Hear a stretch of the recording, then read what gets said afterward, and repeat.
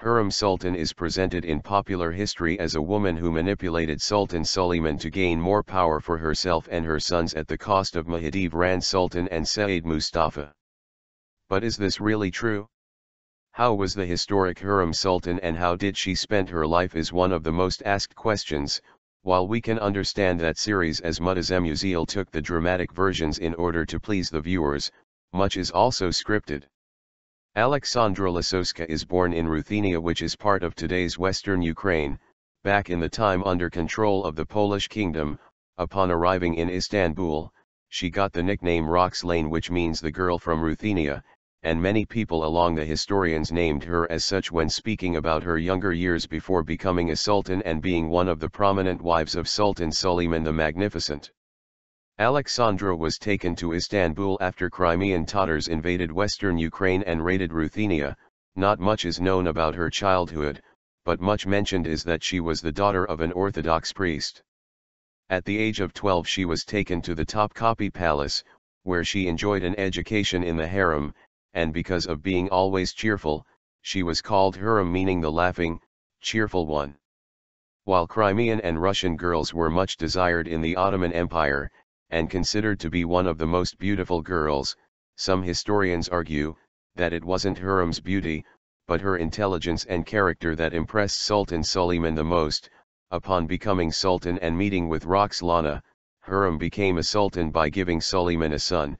Sehzade was the first son of Hurrem and Suleyman, and slowly leaving Sehzade Mustafa and Mahidevran Sultan, the first wife of Sultan Suleyman in the background, even on such a level that Sehzade upon growing was given the province of Manisa, the province Sehzade Mustafa ruled prior, but this rivalry didn't endure long. Sehzade Mehmet got sick and died not long after. Upon this Sehzade Mustafa's hopes were renewed for the throne.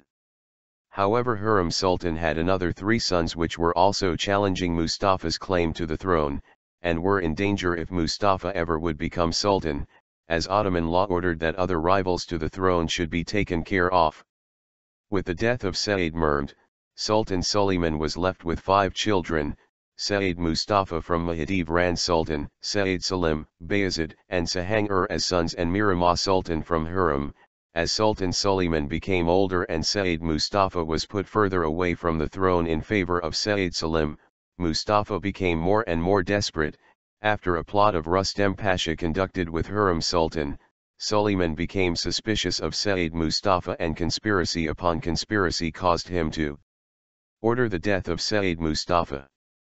The general story is that Hurrem Sultan manipulated Sultan Suleyman to let him believe that Sehzade Mustafa was a threat and should be dealt with accordingly, but many people also forget that after the death of Sehzade Mustafa and Hurrem Sultan, another son of Hurrem, Sehzade Bayezid, was killed by Sultan Suleyman. So was Hurrem Sultan really at fault with the death of Sehzade Mustafa? In further episodes we will discuss in detail her move to power and the details of her life with Sultan Suleyman. For now, please share your thoughts. What do you think?